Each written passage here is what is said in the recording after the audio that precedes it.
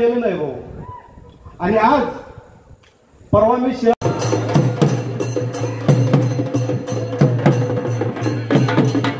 खाली बसून घ्या, सर्वांनी खाली बसून घ्या.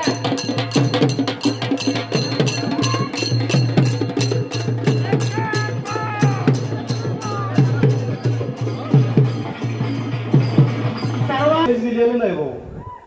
आणि आज परवा मी सभागृहात काम करतो, त्या सभागृहाचे सभापती होते देशमुख साहेब. त्यांना डायलिसिस वरती होते. घरामध्ये मला वाटतं मशीन आणून बसवलेल्या होत्या. रक्त बदलावं लागायचं. रक्त बदलल्यानंतर ते उठून कामाला लागायचे. ते सभापती होते. त्यांच्यावर तुम्ही कठीण काळामध्ये अविश्वास ठराव आणला. साहेब काय म्हणत होते? अरे मी आजारी आहे, मी शेवटच्या पायरीवरती उभा आहे, मी राजीनामा स्वतःहून देतो, माझा तुम्ही अपमान करू नका, मला काही नको, थोडं मला बरं होऊन द्या. आणि मी चालत त्या सभागृहाच्या दरवाजात येतो आणि मी माझा सभापती पदाचा राजीनामा देतो. अरे तुम्ही त्या माणसावरती विश्वासाचा ठराव आणला. पवार साहेब, ही तुमची गद्दारी आहे. आणि या गद्दारीची परतफेड या शिराळा मतदारसंघातली जनता या निवडणुकीमध्ये घेतल्याशिवाय राहणार नाही. आणि मी या सगळ्या मतदारसंघातल्या जनतेच्या साक्षीनं देशमुख साहेब तुम्हाला सांगतो, तुम्ही कुठं ऐकत असाल, तुमचा जो अपमान झाला, तुम्हाला ज्या पद्धतीनं त्या खुर्चीवरून खाली खेचला, तो अपमान या शिराळ तालुक्यातली जनता या निवडणुकीमध्ये काढल्याशिवाय राहणार नाही. आणि म्हणून वेगवेगळ्या सभेमध्ये आम्ही सरकारनं काय केलं यावर बोलू. परंतु या मतदारसंघाच्या मातीमध्ये सत्यजित देशमुखांना मत का द्यायची? आप्पा असेल, मी असेल, आम्ही का उभा राहिलो? अरे एक सज्जन चेहरा, प्रेमळ चेहरा, देशमुख साहेबांची वाचा त्यांच्या मुखामध्ये आहे. हा माणूस तुम्ही रागानं बोलवलं, गाडी अडवली तर उलटा शब्द ह्या माणसाच्या मुखातून कधीही निघणार नाही. अरे राजकारणामध्ये सज्जन आणि प्रेमळ माणसं ही राजकारणामध्ये आली पाहिजे ती. आणि म्हणून आम्ही ठरवलं की यावेळी सतुभाऊ बरोबर ताकदीनं राहायचं. सतुभाऊला आपण आमदार करूया. मी तुम्हाला सांगतो, आम्ही दोघं, मला 6 वर्ष आहेत, सतुभाऊ 5 वर्ष, आप्पा वगैरे ही मंडळी आमच्यावर असणार आहे. या 5 वर्षात आम्ही दोघं या शिराळा तालुक्याचा विकास काय असतो तो आम्ही केल्याशिवाय ठरणार नाही. काय परत करून टाकतो. कोण म्हणतं सतुभाऊनी कारखाना चालवता आला नाही? अरे बंद कुठं, तो चालला. तुमच्यासारखं बँकेचं कर्ज काढायचं, ते बुडवायचं, ह्यो धंदा सतुभाऊला करता आला नाही. आणि म्हणून तो कारखाना आजही चालू आहे. तुम्ही म्हणता बंद पडला. बंद काय पडला? तुम्ही बँका हाणल्या असा. कारखाना कितीचा? 100 कोटीचा. कर्ज किती? 300 कोटीचं. माफ करून घ्यायचं 200 कोटी. अरे तुम्ही दरोडेखोर आहे. साखर कारखान्यावर बोलायला माझा उभा आयुष्य गेलाय. जर साखर कारखाना आणि सतुभाऊनं काय केलं, तुम्ही जर आरोप करायला लागला तर सदाभाऊकडे 9 नंबराचा फाळ आहे. आणि तो फाळ जर मी जमिनीत घुसवला तर एवढी फटल. निवडणूक कोण म्हणत असेल गुंडा गर्दी अमुक तमुक, गुंडा गर्दी काही नाही. मी 2 डाव आमदार झालो, काही गोट्या खेळत चालू या. अरे सभा बारामतीला जाऊन घेत होतो, विरोधकांच्या दारात घेत होतो. कारण गुंडागर्दी सागर म्हणला हे गुंडा बिंडा काय नाही, हे तर गुंड आपण आहे. कोण गुंडा? बांबू कसा घालतो बघा. जर गुंडागर्दी झाली तर त्याला सळीतनं भाकर, नळीतनं भाजी. गृहमंत्री हा महायुतीचा आहे, पुणे विसरू नये. आणि सदाभाऊ खोत आमदार आहे. इस्लामपूरच्या नगरपालिकेच्या निवडणुकीत आपण रिंगण बघितलंय. कुठेही काय खुडू झालं डायरेक्ट मला फोन करा. नाही बांबू लावला तर सदाभाऊचं नाव ठेवू नका. अरे गुंडागर्दी ठेवी त्या अशोकता इथं आहेत. कुठल्या आल्या गुंडागर्दी? आम्ही आपलं सभ्यपणानं जातो, याचं कारण आम्हाला जनतेचं भलं करायचं. जर आम्ही गुंडागर्दीच्या रस्त्याला गेलो असतो तर काय आम्हाला अरुण गवळीच्या टोळीत जायचं होतं का? अरे आम्हाला सामान्य माणसाला बरोबर घेऊन जायचं. माझ्या मंत्रिपदाच्या काळात सतुभाव सगळं गुंडात होतं, सगळ्यांना मी मोका लावला होता. आता जर कोण भानगडीला निघाला तर त्याला बरोबर मोकाच लावतो, सोडत नाही. हे असलं काही नाही. ती गुंडबिंड काय सोडून द्या, साला गुंडन फुंडायचा. मग गुंड असतं तर ते लय वर गेले असते. कुठलं कोण आले काय नाही. आणि म्हणून ही निवडणूक जनतेनं हातामध्ये घेतलेल्या एक सभ्य चेहरा, शांत चेहरा आपल्याला निवडायचा आहे. माय माऊलींना सांगतो, तुम्ही सगळ्यांनी प्रचाराला लागायचं. अरे भाऊबीज दर महिन्याला 1500 रुपये कुणी दिलं? महायुतीनं दिलं. आणि हे काय म्हणतात, पवार अँड कंपनी. आम्ही आलो की योजना बंद करणार. काय तुमच्या शेतातला गांजा ऐकून देता या? बंद कशी करता? अरे आमचं सरकार आलं की ह्या योजनेमध्ये अजून आम्ही पैसे वाढवणार, अजून वाढवणार, अजून वाढवणार. त्यामुळं सगळ्या गड्यांना मी सांगतो, उगाच बायकोला पेन्शन मिळते बंद करायची नाही. काय राग बायकोचा आला असला तर थोडं शांत राहायचं. तिची जर पेन्सिल बंद झाली तर तुमची भाकरी बंद.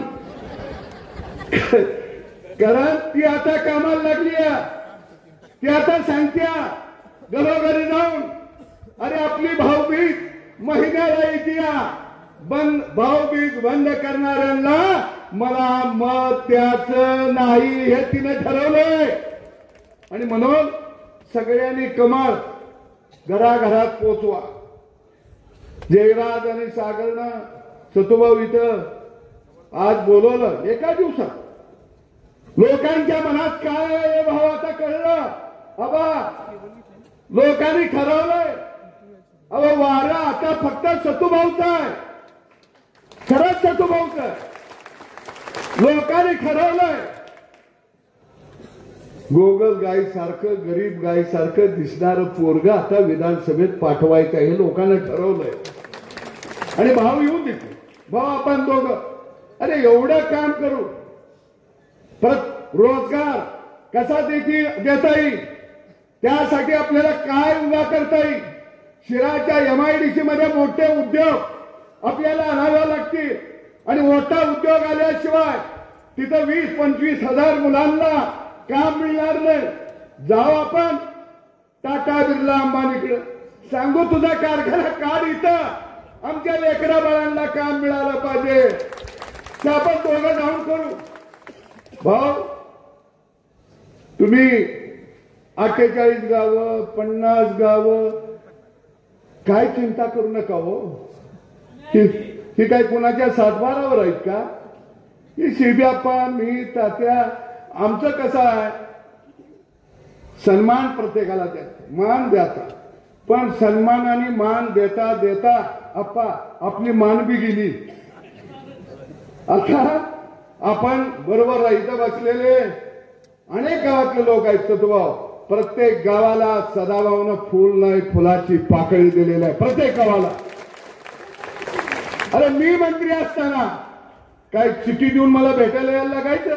लोक गाडी अडवायचे, मी पत्रावर सह्या करायच्या, फोन लावायचा, काय पाटील साहेब कोण बिघडी आला तर खांद्यावर हात टाकायचा. काय काय लोकांना पद मिळालं की बेडकापेक्षा मोठी होती ती. अरे बेडकाचा कवा रिडकू होतं का? अरे पद आहे जनतेच्या सेवेसाठी मिळालंय. आणि म्हणून आम्ही दोघं जोड असलो ना तर कामाला अजिबात हायगई करणार. अनेक कार्यकर्ते म्हणजे नाव कुणाचं नाही घेतलं, तानाजी भाऊ आहे, बजरंग भोसले आहे, म्हणजे सगळ्यांनी घेतले, अरुण तुमचंही घेतले असं समजा सगळ्यांनी. काय की राजकारणामध्ये सगळ्यांना जपायला लागतं आणि आम्ही चळवळीमध्ये, आणि चळवळ आणि राजकारण वेगळं आहे. आणि सगळे माझे पत्रकार मित्र, एक गोष्ट मी सगळ्यांनी सागर वगैरे यांच्या भाषणामध्ये सगळ्यांनी वेगवेगळ्या विषयावरती फोकस केलेला आहे. फक्त मी एक गोष्ट तुम्हाला सांगणार आहे महत्वाची, की या निवडणुकीमध्ये एका बाजूला धनशक्ती आणि दुसऱ्या बाजूला तुम्ही जमलेली जनशक्ती अशी ही निवडणूक यावेळी होणार आहे. आणि मला माहित आहे की जनशक्ती ही विजय होणार आहे. कारण काल एका दिवसामध्ये मी सागरला आणि जयराजला विशेषतः धन्यवाद देतो की दोघांनी बसून सगळं नियोजन आजच्या सभेचं इथं केलं आणि एका दिवसामध्ये आमचं सैन्य सीमेवरती शस्त्रासह लढायला उभा राहू शकतं. हे आजच्या जमलेल्या तुमच्या सगळ्या जनसमुदायावरनं समजून येतं. मी चळवळीत वाढलो, लहानाचा मोठा झालो, शेतकऱ्याच्या प्रश्नावरती लढायला लागलो. सतुभाऊ माझ्या बरोबर, माझी आई, माझे वडील हे पंजाब पर्यंत गव्हाच्या आंदोलनाला आलेले होते. माझी आई वाघा बॉर्डर पर्यंत जाऊन आलेली होती. मला मारहाण झाल्यानंतर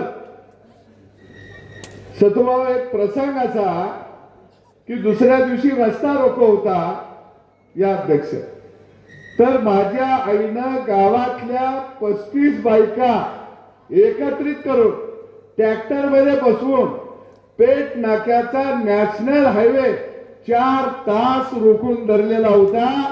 कारण ती लढायला उतारली रस्त्यावरती.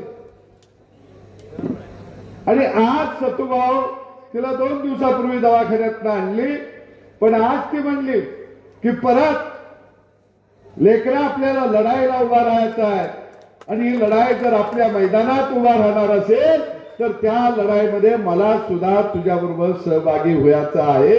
आणि म्हणून ती घरातनं भांडून इकडं आली, सगळ्यांना घेऊन आली. आणि म्हणून निश्चित इथं सांगितलं, अरे या सरकारनं काय काय केलं, काय नाही केलं. तुम्ही आमदारांना समोरच्या प्रश्न विचारा, अरे वाकुर्ण बुद्रुक योजनेला पैसा कुणी दिला? तो पैसा दिला एकनाथ शिंदे आणि देवेंद्र फडणवीस आणि अजितदादा पवार यांनी दिला. समोरच्या आमदाराला विचारा, अरे हे रस्त्यांचं जाळं जे विणलं जातंय, आज मुंबई असेल, नागपूर असेल, अखंड देशामध्ये जे रस्त्याचं जाळं विणलं जातंय, हे रस्त्याचं जाळं नरेंद्र मोदी आणि एकनाथ शिंदे, देवेंद्र फडणवीस यांनी या महाराष्ट्रामध्ये विकासाची गंगा आणलेली आहे. काय केलं नाही. शेतकऱ्याच्या खात्यावर 12,000 रुपये यायला लागलं. शेतकऱ्याला 7.5 HP पर्यंत वीज मोफत मिळायला लागली. शेतकऱ्याची थकीत वीज जी 16,000 कोटी रुपये होती ती 100% माफ केली. अरे दुधाला 5 रुपये अनुदान दिलं, आता 7 रुपये केलं. माझ्या लाडक्या बहिणीला 1,500 रुपये चालू केलं. 3 सिलेंडर मोफत देण्याचा निर्णय घेतला. मग हे आदरणीय मानसिंग भाऊला विचारा, पवार साहेबाला हे द्याला काय हाताला लकवा झाला का? अरे महाराष्ट्रामध्ये जाती जातीमध्ये तुम्ही भांडणं लावली. स्वर्गीय अण्णासाहेब पाटील यांनी पहिल्यांदा मराठा समाजाला आरक्षण मागितलं. त्यांना तुम्ही आरक्षण दिलं नाही. त्यांनी स्वतःला गोळी घालून घेतली आणि आयुष्य संपवलं. पवार साहेब तुम्ही मराठा समाजाला आरक्षण दिलं नाही. मराठा समाजाला आरक्षण कुणी दिलं असेल तर त्याचं नाव आहे देवेंद्र फडणवीस. पवार साहेबांनी त्यांच्या सगळ्या गब्बर सिंगांना सगळ्यांना जाग झालं की ते म्हणते ते देवेंद्र फडणवीस देवेंद्र फडणवीस. देवेंद्र फडणवीस नावाचा यांना देवीचा रोग झालाय. काय लोक म्हणतात, अरे देवेंद्र फडणवीसच्या बाजूला काय? अरे सामान्य माणसाच्या बाजूने या महाराष्ट्रामध्ये शेतकऱ्याची शेती हिरवीगार झाली पाहिजे. त्याच्या शेतमालाला भाव मिळाला पाहिजे. अरे कडोनीला आम्ही ऊसाची परिषद घेतली. पहिल्यांदा साखरेचा भाव 31 रुपये झाला.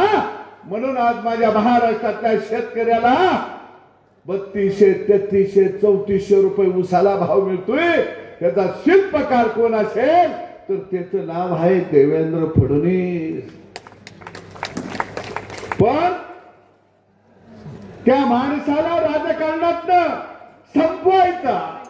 का संपवायचा तर ते सूतगिरण घेऊन अनुदान घेत नाही. कारखाना काढून मळी, बगॅस, अल्कोहोल, देशी दारू, इंग्लिश दारू ते आणत नाही. ते शाळा कॉलेज काढून अनुदान आणत नाही. पवारांच्या लक्षात आलं देवेंद्र फडणवीस चांगला आहे पण आपल्या टोळीला येत नाही हाणायच्या. म्हणून त्याला हे विरोध करायला लागले.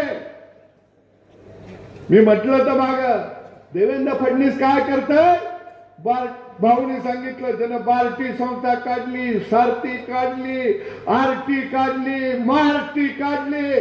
गरीबाचं पोरग शिकलं पाहिजे. गरीबाच्या पोराला स्कॉलरशिप मिळाली पाहिजे. गरीबाचं पोरग परदेशात गेलं पाहिजे. गोर गरीबाला मोफत आरोग्य मिळालं पाहिजे. हृदयाचं ऑपरेशन मोफत, किडनीचं ऑपरेशन मोफत, खुब्याचं ऑपरेशन मोफत. मग ते कुठं मुंबईला व्हायला लागलं, लीलावतीला व्हायला लागलं, हिंदुजाला व्हायला लागलं. ते महिलांना पैसे द्यायला लागलं, गॅस द्यायला लागलं, गरीबाला धान्य द्यायला लागलं, शेतीला पाणी द्यायला लागलं, प्यायला पाणी द्यायला लागलं, संडास द्यायला लागलं. पवाराच्या लक्षात आलं की दुधाळ गाय सरकार म्हणजे काय आहे. दुधाळ गाय. आतापर्यंत आम्ही कसं करत होतो, वासराला वाटीवर देत होतो.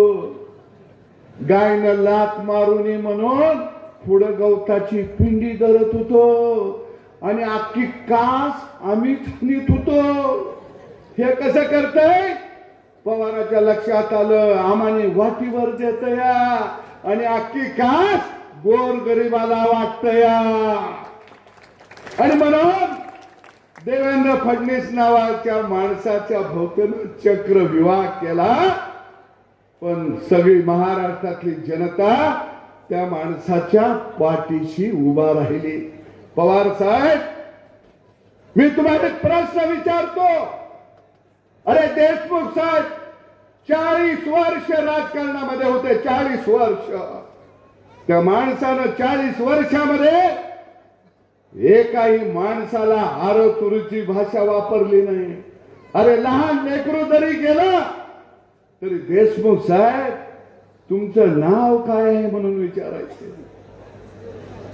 एकही माणूस असा भेटणार नाही की देशमुख साहेबांना त्याला आरतुराच्या भाषेत बोलवलं, एकही माणूस असा भेटणार नाही की देशमुख साहेबांनी त्यांच्या भाषणामध्ये कधी कुणाचा अपमान केला, कुणावर कधी टीका केली, हे कधीच माझ्याही ऐकण्यात आलं नाही. इथं सीबी अप्पा आहेत, इथं तात्या आहे, सुसंस्कृत नेता.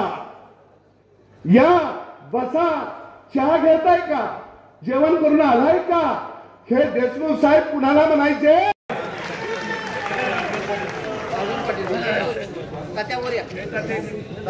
या ठिकाणी नमस्कार. भारत माता की 2 मिनिट गावात चळवळीतील एका नेत्यासमोर बोलत असताना मी 2 वाक्यामध्ये माझं विश्लेषण करणार आहे. सत्यजित भाऊ, त्याचबरोबर सर्व विधानसभा मतदारसंघातील येणाऱ्या 20 नोव्हेंबरला एक निर्णायक निर्णय आपल्याला घ्यायचा आहे आणि तो निर्णय आणि आपल्या शिराळा विधानसभा मतदारसंघातील एक प्रतिनिधी कसा असावा याचा मेसेज सर्व महाराष्ट्राला जातो. त्या अनुषंगानं मी माझ्या पासून अशी सुरुवात करतो की आज या निर्धार मेळाव्याच्या निमित्तानं एक निर्धार करतोय मी. काय वावगं ठरणार नाही आणि आपल्या सर्वांच्या माऊली आदरणीय सदाभाऊंच्या मागं आई जिजाऊप्रमाणे ज्या उभा राहिल्या आणि मगाशी त्या मी उठत असतानाच मला त्यांनी आशीर्वाद दिलेला आहे. बाळा, हे सगळं बघितल्यानंतर मला असं वाटते की तुझा वनवास संपेल, तू निवडून येशील. त्यामुळे मी या माऊलीला पहिल्यांदा पूर्णिसात करतो, आभार मानतो. आणि दुसरं सुद्धा त्या बोलल्या त्यावेळेस माझं जरा हृदय पिळवटलं की सत्तेच्या एका कोणामध्ये आम्ही होतो, सत्तेच्या दुसऱ्या कोणामध्ये भाऊ तुम्ही होता आणि कारंदवाडीच्या एका संघर्षामध्ये ज्यावेळेस तुमच्यावरती काही प्रसंग आला, तो प्रसंग सुद्धा तुमच्या आई मला सांगत होत्या की मी 2 दिवस जेवले नाहीत. मला एवढं गलबलून आलं की बाबा, राजकारणामध्ये समाजकारणामध्ये स्थित्यांतर होत असताना अशा पद्धतीनं कुणाच्याही वरती हा प्रसंग येऊ नये. तो प्रसंग सुद्धा सोसणारी ही माऊली आणि ह्या माऊलीच्या आशीर्वादानं आज आपल्या ह्या सभेची सुरुवात झालेली आहे. हा मला वाटते सगळ्यात चांगला शुभ संकेत आहे असं म्हणलं तर काय वावगं ठरणार नाही. आदरणीय व्यासपीठावर उपस्थित असलेले तुम्हा सर्वांचे नेते, मी परवा दिवशीच्या असणाऱ्या आपल्या शिराळ्याच्या सभेमध्ये सुद्धा सांगितलेलं आहे की जसा तो भैरी ससाणा असतो का नाही, तो वरवरची असणारी पानगळ आहे ती पानगळ बघत नाही, तर त्या असणाऱ्या शेवटच्या टप्प्यावरचा जो मासा आहे तो मासा जो टिपतो तो मासा म्हणजे ह्या राजकारणातला सदाभाऊ आहे असं म्हणलं तर काय वावगं ठरणार नाही. प्रचंड मोठ्या पद्धतीची त्यांची तीक्ष्ण अशी बुद्धिमत्ता आहे आणि तसं बघितलं तर माझे त्यांचे संबंध वैयक्तिक सामाजिक दृष्ट्या अत्यंत सोलोख्याचे होते. तुम्हाला मला सांगावंच वाटतं की 2014ला मी पराभूत झाल्यानंतर मला समजलं होतं की सदाभाऊंचे पिताश्री लीलावती हॉस्पिटलमध्ये ऍडमिट आहेत आणि मी त्यानंतर त्यांना भेटायला गेलो, त्यांच्या पिताश्रींना भेटलो, त्यांचा आशीर्वाद घेतला. माझे दाजी जे आहेत, मेवणे जे आहेत, मनोज देशमुख, त्यांना सांगितलं की दाजी ही आपल्या घरातली लोक आहेत, कोणत्याही परिस्थितीत जे काय करता येईल ते ह्या लोकांसाठी आपल्या असणाऱ्या सहकार्यांसाठी करा, कारण का हा संघर्ष योद्धा आहे. आणि म्हणून आज मी पहिल्या प्रथम आमच्या रत्ना काकूंना या निमित्तानं आभार व्यक्त करतो. सदाभाऊ, तुमचा इथं या निमित्तानं अत्यंत आदरपूर्वक उल्लेख करतो. आमचे सर्वांचे ज्येष्ठ मार्गदर्शक सीबी अप्पा की ज्यांनी युवा देशेपासून आजपर्यंतची सगळी स्थित्यंतरं बघितलेली आहेत. मला वाटते जयराज तुम्हाला कॉम्पिटिशन देतील सीबी अप्पा, एवढे तरुण आज सुद्धा सीबी अप्पा दिसत आहेत. म्हणजे राजकारणातले आपल्या ह्या पश्चिम महाराष्ट्रातले जितेंद्र म्हणलं तर काय हरकत नाही, अशा पद्धतीचं आज सुद्धा चेहऱ्यावरती ती गुलाबी लाली आमच्या सीबी अप्पांच्या मला आज बघायला मिळते. ही विजयाची लाली आहे सीबी अप्पा. तुम्हाला कळालेला आहे, तुम्ही ओळखलेला आहे की हे सळसळणारा तरुणाईतला जो उत्साह आहे हा परिवर्तनाचे संकेत द्यायला लागलेला आहे. उपस्थित असलेले आमचे सर्वांचेच बंधू, काय त्यांच्या आज मनोगताच्या बाबतीत काय बोलावं सांगावं. म्हणजे पुत्र व्हावा ऐसा गुंडा त्यांनी फडकावावा तिन्ही लोकी झेंडा अशा पद्धतीचा पुत्र सदाभाऊ तुम्हाला मिळालेला आहे. हे खरं तुमचं भाग्य आहे असं म्हणलं तर काय वावगं ठरणार नाही. सागर, तुमच्या असणाऱ्या पुढच्या सर्व वाटचालीला मी फार छोटा सहकारी आहे, पण छोटा सहकारी कधी कधी अत्यंत चांगल्या पद्धतीची मोठी व्यक्तिमत्व करू शकतो. इथं उपस्थित असलेले अशोक तात्या असतील, माझे बंधू सन्माननीय रणजितसिंहजी नाईक भैया, इथं उपस्थित असलेले अमोलजी पाटील आहेत, जयराजजी पाटील आहेत, के.डी. पाटील साहेब आहेत, आमचे आदरणीय सर्वांचे ज्येष्ठ मार्गदर्शक दत्तात्रय पाटील तात्या आलेले आहेत, भोजराजजी आहेत, उपस्थित असलेले नंदकुमार पाटील साहेब आहेत, अतुल पाटील साहेब आहेत, विक्रम पाटील साहेब आहेत, गुरुवर्य दिबा अप्पा आहेत की ज्यांनी म्हणजे बाणेदारपणानं सांगितलं की आता सारखं आत एक बाहेर एक करून चालणार नाही, आपल्याला थेट एका लाईन दोरीनं पुढे जायला लागणार आहे, कारण का समोरचं आव्हान अत्यंत मोठं आहे. अशा पद्धतीचे आमची सर्व मंचकावरील आदरणीय मान्यवर सर्वांचेच मी इथं नावं घेऊ शकत नाही, कारण का नंतरचे वक्ते आपले सर्वांचेच मार्गदर्शक आदरणीय सदाभाऊ बोलणार आहेत. मला या निमित्तानं DK साहेब आपला उल्लेख करणं गरजेचं आहे. अन्य असणारे सर्व सहकारी इथं उपस्थित आहेत त्यांचा मी इथं आवर्जून उल्लेख करतो, सुदामभाऊंचा उल्लेख करतो, कारण का आपण रेटरेच्या पांढरीमध्ये आहे, त्यामुळे रेटरेकरांना आपण नमस्कार केल्याशिवाय इथनं गावाकडे जाऊ शकत नाही. नाहीतर एक काळ लहानपणी आम्ही ज्यावेळेस एसटीनं दादा मी निघायचो आणि 4-5ला जर समजा इस्लामपूर सोडलं आणि 5:30ला आलं तर आपोआप गतिरोधक असायची, एवढ्या म्हशी असायच्या रस्त्यावरती की रेटऱ्यावरनं रेडपर्यंत जायला 1.5 तास लागायचा. त्यामुळे रेटरे गाव हे आमच्या मनामध्ये कुठंतरी खोलवर कोरलं गेलेलं आहे. या आपल्या असणाऱ्या ऐतिहासिक अशा पद्धतीच्या सभेच्या निमित्तानं उपस्थित असलेले सर्व आदरणीय मान्यवर या सगळ्यांचाच मी इथं आदरपूर्वक उल्लेख करतो. महायुतीच्या उमेदवारीच्या संदर्भात मला आपले नेते आदरणीय देवेंद्रजी फडणवीस साहेबांनी संधी देण्याच्या संदर्भातला निर्णय घेतला. मला वाटते त्याच्या पाठीमागे काही पार्श्वभूमी असेल. 2019च्या निवडणुकीच्या संदर्भातले सगळे जे पट आहे ते पट तुमच्या डोळ्यासमोर आणा बंधूंनो. मी भारतीय जनता पक्षामध्ये प्रवेश करायच्या अगोदर मी आणि सदाभाऊ आम्ही नवी मुंबईच्या एका हॉटेलमध्ये भेटलो होतो. सदाभाऊ त्याला सुद्धा आश्चर्य वाटत होतं की मी कसा तुमच्या या पक्षामध्ये भारतीय जनता पक्षामध्ये प्रवेश करीत आहे.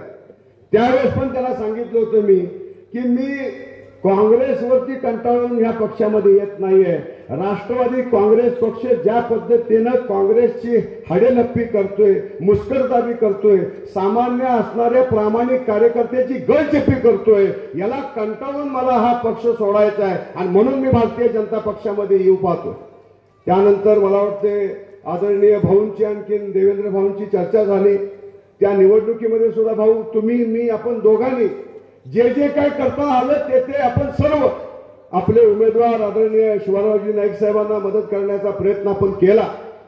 आणि त्या असणाऱ्या निवडणुकीच्या नंतर माझ्या माहितीप्रमाणे फोन घेतला अभय पाटलांचा, माझ्या माहितीप्रमाणे ज्या काही प्रक्रिया घडल्या त्या सर्व प्रक्रिया आपल्या डोळ्यासमोर आहेत. निवडणूक झाली, नाईक साहेब पराभूत झाले, पण आम्ही मात्र भाजपमध्ये स्थिर राहून अत्यंत खंबीर राहून उद्याच्या काळामध्ये यानंतर आयतोरेपूरचे दत्तात्रय पाटील या ठिकाणी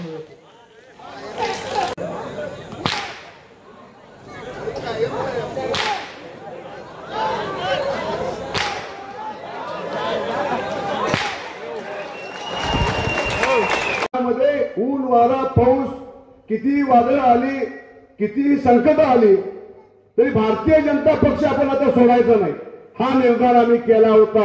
आणि ह्या भगवा ध्वजाचा असणारा जो एक गौरव आणि गरिमा आहे ती ह्या पुढच्या काळात आपण अत्यंत खंबीरपणे टिकवायची हा निर्धार आम्ही केला होता. सन्माननीय सदाभाऊंच्या माझी अनेक वेळा चर्चा व्हायची. मला वाटते ज्यावेळेस सत्ता जी आहे ती सत्ता तशी बघितली तर महायुतीला दिली होती. जनतेचा मॅन्डेट जो होता तो सदाभाऊ तुम्हाला होता आणि तो असणारा मॅन्डेट तसा बघितलं तर उद्धव ठाकरेंनी 360 डिग्रीनं फिरवला आणि म्हणून महाविकास आघाडी उदयास आली. आणि महाविकास आघाडी उदयास आल्यानंतर मला वाटते जे जे काही सत्तेचे भोगते आहेत ते सत्तेचे भोगते वेगवेगळ्या पातळीवरती आपल्यापासून दूर गेली. पण निष्ठेनं आम्ही सगळी मंडळी त्यावेळेस कुठलीही निवडणूक असून दे मी परवा सुद्धा बोललेलो आहे, जिल्हा परिषदेची असणारी पोटनिवडणूक असेल त्या काळामध्ये महाविकास आघाडी सत्तेत असताना बिनविरोध करण्याची किंवा आम्ही करून दाखवली. नंतरच्या काळामध्ये जिल्हा परिषदेचे पदाधिकारी निवडण्याच्या संदर्भातला विषय असेल, अध्यक्षापासून ते सर्व पदाधिकारी आपण बिनविरोध करून देण्याच्या संदर्भातली व्यवस्था केली. कुठलीही निवडणूक असेल त्यामध्ये आपण कधीही कमी पडलो नाही. आणि या असणाऱ्या सगळ्या प्रक्रियेमध्ये सदाभाऊंची असणारी सातत्यानं मोलाची आम्हाला साथ असायची, सहयोग असायचा. लोकसभेची निवडणूक आली, लोकसभेच्या निवडणुकीच्या वेळेस सुद्धा अत्यंत बाका प्रसंग होता. मला वाटते सदाभाऊ असतील, मी असेल, सीबी अप्पा असतील, सागर असतील, अगदी आमचे तरुण सहकारी सम्राट बाबा असतील, ही सगळी मंडळी आपण बसलो होतो. आपल्याला सगळ्यांना जे रिपोर्ट्स येत होते ते रिपोर्ट्स असं सांगत होते की ही लोकसभेची निवडणूक अत्यंत अवघड आहे. पण ती अवघड निवडणूक म्हणजे वाघाच्या जबड्यामधनं पराभवाच्या छायेतनं विजय कसा खेचून आणावा तो ह्या शिराळा आणि वाळवा तालुक्यातल्या मावळ्यांच्याकडनं तुम्ही शिकावा. तुमच्याकडनं सगळ्यांच्याकडनं जनतेच्या आशीर्वादाच्या जोरावरती ती लोकसभेची निवडणूक आपण जिंकलो. आणि त्या लोकसभेच्या निवडणुकीच्या नंतर खऱ्या अर्थानं ह्या असणाऱ्या निवडणुकीच्या माध्यमातली जी असणारी चर्चा आहे ती चर्चा सुरू झाली. बंधूंनो, मी उमेदवारी मला का दिली या खोलात मी जाणार नाही, पण मला देणं का गरजेचं होतं हे तुम्हाला सांगणं गरजेचं आहे. मगाशी आमचे बंधू सहकारी सागर बोलले त्या पद्धतीनं 99ला मी 26 वर्षाचा होतो. 26 वर्षाचा असताना माझा 3,500 मतांनी पराभव झाला. म्हणून मी काय हिरमसून घरात बसलो नाही. 2004ला परत मैदानात आलो. 2000 त्यावेळेस सुद्धा पराभव माझ्या पाठीमागे लागला होता, मी पराभूत झालो, तरी मी हिरमसून बसलो नाही. सातत्यानं समाजामध्ये वेगवेगळ्या स्तरावरती ज्या ज्या काही असंघटित सहकार्यांच्या आमच्या ज्या काही अडचणी असतील त्या सोडवण्यासाठी आम्ही कुठेही कमी पडलो नाही. नंतरच्या काळामध्ये ज्यावेळेस 2019चा असणारा निवडणुकीच्या संदर्भातला विषय आला, देशमुख साहेब वारले होते आणि देशमुख साहेब वारल्यानंतर हा आम्ही निर्णय घेतला भारतीय जनता पक्षामध्ये यायचा. त्यावेळेस एकदाच फक्त मला देवेंद्र फडणवीस साहेबांनी सांगितलं होतं की तुला थांबावं लागेल, मी कोणत्याही परिस्थितीत नाईक साहेबांना तिकीट देणार आहे. मी त्यांचा शब्द प्रमाण मानला, म्हणून मला आज ही बक्षिसी दिलेली आहे. तुमच्या सगळ्यांचा जनआशीर्वाद देण्यासाठी, तुमचा आशीष घेण्यासाठी आणि तुमच्या शुभेच्छा घेऊन, तुमचा खंबीर पाठिंबा घेऊन उद्या त्यांचे हात बळकट करण्यासाठी आपल्याला विधिमंडळामध्ये जायचंय. आज हे सरकार महायुतीचं आलेलं आहे. आदरणीय सदाभाऊ ज्यावेळेस मंत्री होते तसं बघितलं तर सगळ्यात धवल काम त्या काळामध्ये झालेलं आहे. हे वाकुर्डे बुद्रुक योजनेच्या संदर्भात आपण वेगवेगळ्या पातळीवरती अनेक पद्धतीच्या दंतकथा ऐकतो, पण नंतरच्या काळामध्ये खऱ्या अर्थानं गती जी आली ती तुमच्या 2014 ते 2019च्या कार्यकाळामध्ये ज्यावेळेस देवेंद्र फडणवीस साहेब मुख्यमंत्री होते त्यावेळेस बंदिस्त पाईपलाईनचा जो निर्णय झाला तो बंदिस्त पाईपलाईनचा निर्णय झाल्यामुळं भाऊ तुम्ही पुनर्वसनाचे जवळजवळ 100 कोटी रुपये वाचवले आणि ते सगळे पैसे तुम्हाला उद्याच्या काळामध्ये या असणाऱ्या योजनेसाठी उपयुक्त ठरणार आहे. आणि ह्या पुढे जाऊन आज मला या कार्यक्रमाच्या औचित्यानं सांगावंच वाटतं की ह्या मंडळीने काम केलेलं आहे. कुठलाही क्षेत्र असेल, आज सारथी नावाची योजना कुणी आणली? तुमच्या काळात आली. बार्टी नावाची योजना कुणी आणली? तुमच्या काळात आलेली आहे. अण्णासाहेब पाटील आर्थिक मागास विकास महामंडळाच्या माध्यमातून कर्जाच्या संदर्भातला जो एक ऐतिहासिक निर्णय आहे तो निर्णय कुणी घेतला? तुम्ही घेतलेला आहे. वेगवेगळ्या पातळीवरती राजश्री शाहू महाराजांच्या नावानं जे शिष्यवृत्त्या आहेत त्या शिष्यवृत्त्या कुणी दिल्या? तो ह्या सदाभाऊ आणखीन देवेंद्र फडणवीस साहेबांच्या कार्यकाळात दिलेल्या आहेत. महाविकास आघाडीच्या कार्यकाळामध्ये काय मिळालं सांगा बरं?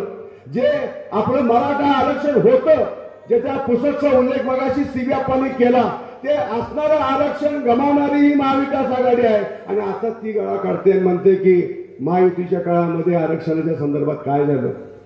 अरे महायुतीच्या काळामध्ये एकनाथ शिंदे देवेंद्र फडणवीस साहेबांच्या नेतृत्वाखाली आपण परत ते आरक्षण दिलेलं आहे. 10% वरती आज आरक्षण परत एकदा देण्याच्या संदर्भातला ऐतिहासिक निर्णय झालेला आहे. आणि म्हणून तुम्हाला या कार्यक्रमाच्या निमित्तानं सांगतो, तुम्ही महाविकास आघाडीचा कार्यकाळ बघा, महायुतीच्या आत्ताच्या या 2-2.5 वर्षाचा कार्यकाळ बघा. सरळ हस्ते हे सरकार लोकांना मदत करण्यासाठी अग्रेसर असणारं हे सरकार आहे. कुठलं क्षेत्र आहे की ज्या क्षेत्रासाठी या सरकारनं काम केलेलं नाही? आज लाडकी बहीण योजना घ्या, मगाशी सागरनी सांगितलं त्या पद्धतीनं 18,000 आमच्या महिलांना वर्षाला मिळणार. आमचे जे सगळे बंधू आहेत शेतकरी बंधू त्यांच्यासाठी नमो सन्मान आहे, त्यातले 6,000 शेतकरी सन्मानचे 6,000 12,000 रुपये मिळणार. आमच्या असणाऱ्या सर्व ज्या काही 7.5 HP आतले जे वीज पंप धारक आहेत त्यांना उद्याच्या काळामध्ये मोफत वीज मिळणार. 30-30, 40-40 हजारची वीज बिल आपली मोफत झालेली आहे, म्हणजे ते 60,000 रुपये झाले. वेगवेगळ्या असणाऱ्या सर्व तुमचा लाडका भाऊ म्हणून जी योजना आणली आहे, आमच्या तरुण मुलांना स्टायपेंड देण्याच्या संदर्भातला निर्णय या सरकारनं घेतलेला आहे. त्यातनं जवळजवळ 9, 8 आणि 10 अशा पद्धतीनं या सगळ्या मुलांना पैसे देण्याच्या संदर्भातला निर्णय झालाय. या सगळ्या योजना ज्या आज कार्यान्वित होत आहेत त्यासाठी प्रत्येक ग्रामपंचायतीनं योजना दूत द्यावेत म्हणून 6 महिन्यासाठी योजना दूतसाठी 55,000 असणारे उमेदवार निवडण्याचा एक महत्वपूर्ण निर्णय या सरकारनं घेतलेला आहे. असे कितीतरी निर्णय आहेत की जे निर्णय या सरकारनं ह्या असणाऱ्या 2.5 वर्षामध्ये घेतलेले आहेत. मला सांगा, महाविकास आघाडीच्या सरकारमध्ये तुम्हाला काय आठवतंय? कुठला निर्णय त्यांचा असा आठवतोय दत्तात्या की जो ऐतिहासिक होता? एकच निर्णय त्यांचा आपल्या सगळ्या डोळ्याच्या समोर येतोय, तो म्हणजे अंबानीच्या दाराच्या समोर बॉम्ब ठेवण्याचा. ह्याच्या व्यतिरिक्त काय काय लोकांना पद मिळालं की बेडकापेक्षा मोठी होती ती. अरे बेडकाचा कवा रिडकू होते का? अरे पद आहे जनतेच्या सेवेसाठी मिळालंय. आणि म्हणून आम्ही दोघं जोड असलो ना तर कामाला अजिबात हायगई करणार नाही. आणि भाऊ मी तुम्हाला सांगतो, माझी आई शपथ अपेक्षा नाही. खरंच जे एवढा मातीतून राहून एका वाडीतला पोरगा आमदार होतो, मंत्री होतो, परत आमदार होतो, हे खऱ्या अर्थानं या जनतेचा आशीर्वाद आहे, या शेतकऱ्याचा आशीर्वाद आहे, माझ्या आईचा आशीर्वाद. नाही तर भाऊ खरं सांगा, आमच्या सारख्याला कोण मंत्री आमदार करल तो? बरं, आमचा आडनाव नाही देशमुख, आडनाव नाही पाटील, आमचा नाही कारखाना, आमचा बाण आहे कुठं पंचायत समितीला हनुमंतराव, काय आहे आमच्या मागे? आमचं रान सगळं मोकळं, आमच्या मागे आहे काय? पण देवेंद्र फडणवीस नावाच्या माणसानं ओळखलं, या लढणाऱ्या माणसाला शेतकऱ्याच्या प्रश्नाची जाण आहे, ह्याला आपल्या बरोबर घेतला पाहिजे, म्हणून मी इथं वर गेलो. नाहीतर अनेक लोक मी दुसऱ्यांदा आमदार झालो डोक्यावर हात मारून घ्यायला लागले, हे कसं झालं, हे कसं झालं. अरे तसंच झालं, काय करावं? त्यामुळे भाव तुम्ही चिंता करू नका. मी माझी आई आहे, मी आज आईला का आणली तर मी माझ्या आईच्या चरणावर हात ठेवून सांगतो की सतुभाऊ, आम्ही तुमच्या खांद्याला खांदा लावून उभा आहे. काय काय आता हवा उठवायला लागली की भाऊचं काय खरं नाही, आतल्या अंगाने त्यांचं संबंध आहे. अरे संबंध आतलं आणि बाहेरलं काय काय गोधड्यात झोपायचंय? अरे सगळ्यांचे संबंध असतात, सगळी एकमेकावर बोलतात. अरे आम्ही धरलेली पाक कधी सोडली नाही, आम्ही सोडणारही नाही, कधी सोडणार नाही. कारण आम्हाला शिब्याप्पांना सतुभाऊंना खांद्यावर घेऊन मुंबईला जायचा. इथं जमलेल्या प्रत्येकाच्या अंगावर गुलाल पडला पाहिजे, गुलाल. गाव गड्यातला माझा शेतकरी, शेतमजूर, 12 बुलतेदार, माय माऊली 23 तारखाला नाचायला लागली पाहिजे. कारण मी देशमुख साहेबाच्या सुपुत्राला आणि आज मुंबईला पाठवलंय आणि साहेबांनी स्वर्गात आपल्याला आशीर्वाद दिला पाहिजे. अरे गड्यानु तुम्हाला मांडलं. आणि म्हणून भाऊ तुम्ही चिंता करू नका. काय काय लोक सांगतात सदाभाऊचं इकडं असं झालं ते. अरे माझं काय होत नाही, मी परफेक्ट माणूस आहे, देवेंद्र फडणवीस, माझं बाकी काय नसतं. काय होत मला सरकार आणायचं, आम्हाला सरकार आणायचं. आणि म्हणून मी बोललो एक ध्यानात ठेवायचं सरकार. शिब्याप्पा, रणजित नाईक आहे, किड्याबा आहेत, हे हनुमंतराव आहेत का, जुन्या माणसांना आपण पद द्यायची. काय नाही आपलं काय होतं, सत्ता मिळालं की ह्या गड्यांची नावं विसरतात. आता विसरू द्यायचे नाही, म्हणजे आम्ही ते विसरणार नाही, ते पहिल्यांदा येते. आणि तुम्ही वर जावा, अजून जावा, मंत्री व्हा, काही व्हा, मला खरंच अडचण. मी गमतीनं म्हणतो, माझ्याकडे लक्ष असू काही नसतंय हो, मला सगळं मिळालंय, मी समाधान. फक्त एक तुम्हाला विनंती करतो, आमचं वाट सोडू नका. नाहीतर आम्ही तुम्ही बोटाला धरलंय म्हणून आम्ही बी चालायचं, तुम्ही कवाचं पळालाय आम्हाला कळायचं तुझं. असलं कृपा करू नका. आम्हाला पटलं असं लय जणांच्या बोटाला आम्ही धरलो, लय जणांच्या. गडी निवडून आला की आम्हाला वाटायचं हे आता आमचं आलंय, आमचं आमदार, आमचं सरकार. काही नाही, आम्हाला 5 लाख नाही 10 लाख पण 5 वर्षात मिळायचं. असं काय तुम्ही करू नका. बरोबर राहा. तुम्ही नावाला मोठा आहे, तुमचं गडीवर मोठं आहे. माझं ही बारीक बारीक गडी शेता भातात राबणार आहे. काय बा ह्याच्या ओळखी पाळखी मोठी आहे. त्यामुळं एक ध्यानात ठेवा, वर गडी कितीही मोठा असून देते, पण आपल्याला वर पाठवलंय या फटक्या माणसाने, राबणाऱ्या माणसाने. आणि भाऊ तुम्ही चिंता करू नका. सगळे तरुण, सगळे लोक, काय सुनीलराव लाडेगाववरून आलं, सुनीलराव सगळ्याकडे कामाला आले. मागाशी प्रत्येक जण येऊन इथं भाषण करत होतं, प्रत्येकाला बोलावं वाटत. काय तुम्हाला दिसतंय सांगा? एक प्रसिद्ध उद्योगपती, त्या उद्योगपतीच्या घरासमोर बॉम्ब ठेवणं आणि असणारी सगळी उद्योग व्यवस्था पूर्णपणे खिळखिळी करण्याच्या संदर्भातलं षडयंत्र या महाविकास आघाडीच्या काळामध्ये झालं. आणि आमचे आत्ताचे जे लोकप्रतिनिधी आहेत ते सांगतायत की असं केंद्रातील सरकार आणि राज्यातील सरकार यांनी शेतकऱ्यांच्या शेतमालासाठी काय केलं. मला पहिल्यांदा या निमित्तानं सागर भाऊ तुम्ही बोलला ते अगदी योग्य बोलला. तुमच्या असणाऱ्या कारखान्याचा भाव तुम्ही ज्यांना कागदावरती संमती दिलेली आहे त्या अजितदादांच्या असणाऱ्या कारखान्याच्या प्रमाणे द्या आणि नंतर मग आमच्या असणाऱ्या महायुती सरकारच्या ज्या असणारी जी माप आहे ती माप काढा. अहो तुम्ही मला सांगा, काल परवा दिवशीच्या सभेमध्ये सदाभाऊ बोलले, अजितदादांना ते भेटायला गेले. अजितदादांना त्यांनी अत्यंत विनम्रपणाने विचारलं, साहेब तुम्ही विद्यमान आमदारांना किती निधी दिला? तर त्यांनी सांगितलं की अरे बाबा मी जवळजवळ 2000 कोटी रुपये दिले. मग ते काय म्हणले सदाभाऊ की 2000 कोटी रुपये नुसतं कागदावर लिहून जरी मला दिले असतं तर वाकळं घेऊन तुमच्या घरासमोर मी राहायला आलो असतो. एवढी जर माणसाची आपुलकी असेल, आणि ह्या माणसानं काय केलं? या माणसानं उद्या हा सगळा निधी घ्यायचा.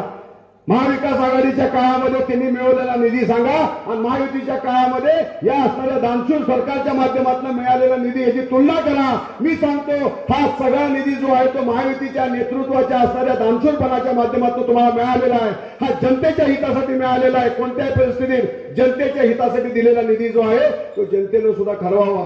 देणारं जे द्रोण आहे, देणारे जे पात्र आहे ते पात्र महायुती सरकारचं नेतृत्व आहे. आणि त्यासाठी उद्याच्या काळामध्ये निवडणुकीमध्ये जर या असणाऱ्या लोकप्रतिनिधीच्या माध्यमातून ह्या निधीची टिमटिम तुमच्या समोर वाजवली तर सांगा तुमच्याकडनं हा निधी आलेला नाही, ह्या आमच्या असणाऱ्या महायुती सरकारकडनं हा निधी आलेला आहे. आणि म्हणून या सगळ्या असणाऱ्या आपल्या कार्यक्रमाच्या निमित्तानं मला सांगावंसं वाटतं, सगळ्या पूर्ण शिराळा विधानसभा मतदारसंघामध्ये भाऊ आम्ही फिरतोय.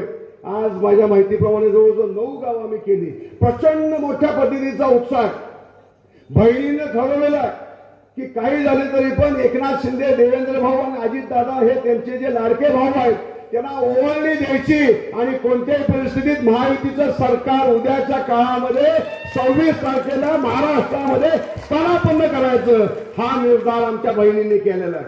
आणि त्यासाठी म्हणून प्रत्येक मतदारसंघामध्ये शिराळा विधानसभा मतदारसंघ घ्या, हा भाऊबंद तुमचा. तुमच्यासाठी कोविडचा काळ आला त्यामध्ये उभारणारा तुमचा भाऊ आहे. पूर आला, दुष्काळ पडला, अवकाळी पाऊस आला, वेगवेगळ्या पातळीवरती तुमच्या घरामध्ये समस्या निर्माण झाल्या, घरगुती काय अडचणी निर्माण झाल्या. प्रत्येक ठिकाणी मी असेल मंचकावरील सर्व सहकारी आम्ही तुमच्या पाठीमागे खंबीरपणे उभारलेलो आहोत. आणि मी तुम्हाला परत एकदा सांगतो, मला कैलासवासी शिवराव देशमुख साहेबांनी एकच शिकवण दिलेली आहे की जे काही काम तुम्ही करता किंवा जे काही तुम्ही दायित्व स्वीकारता ते मरतापर्यंत शेवटच्या श्वासापर्यंत ते दायित्व सोडायचं नाही, आपली जबाबदारी सोडायची नाही. आणि मी तुम्हाला लिहून देतो, तुम्ही मला ही एक जबाबदारी द्या, एक संधी तुम्ही मला ह्या निवडणुकीच्या माध्यमातून यश मिळवून देण्याची द्या. तुम्हाला मी परत एकदा सांगतो, तुम्हाला सगळ्यांना अभिमान वाटेल अशा पद्धतीचं दैदिप्यमान तुम्हाला काम महाराष्ट्राच्या विधिमंडळामध्ये करून दाखवेल. आणि त्याच्या पुढे जाऊन आज सदाभाऊ आहेत, मी आहे. सदाभाऊनं सुद्धा मला या निमित्तानं सांगावंच वाटतं, हा मतदारसंघ सदाभाऊ आपल्याला एक टुरिस्ट डेस्टिनेशन करायचं आहे.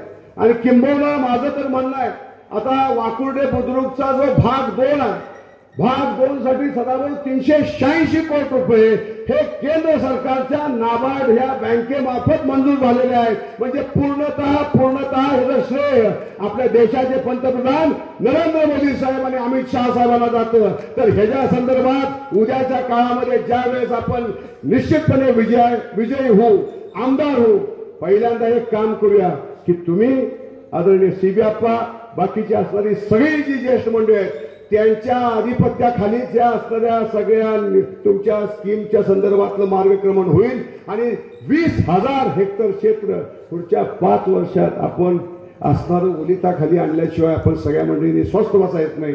अशा पद्धतीचा एक निर्धार आपण सगळी मंडळी करूया. एवढीच मला या निमित्तानं आपल्या सगळ्यांच्या समोर अपेक्षा व्यक्त करायची आहे. बोलण्यासारखं भरपूर आहे, पण आदरणीय सदाभाऊ खोत साहेब आपल्या सगळ्यांना मार्गदर्शन करणार आहे. मी परत एकदा आपल्याला सगळ्यांना विनंती करतो, मला आपण आपल्या घरातला भाऊ समजा, मुलगा समजा, आणि मला जर आपण आशीर्वाद दिला तर निश्चितपणे आत्याचे विद्यमान आमदार आणि माझ्या जर तुम्ही तुलना केली तर सदाभाऊ मी एक सांगतो तुम्हाला, विधिमंडळामध्ये प्रत्येक असणाऱ्या अधिवेशनामध्ये शिराळा विधानसभा मतदारसंघाचा आवाज तिथं दुमदुमण्यासाठी मी निश्चितपणे जबाबदार ठरेन आणि मी त्या संदर्भातली सगळी जबाबदारी घेईन. सर्वसामान्य माणसांच्या असणाऱ्या अडीअडचणी सोडवण्यासाठी कटिबद्ध असेल एवढी ग्वाही इथं देतो. आणि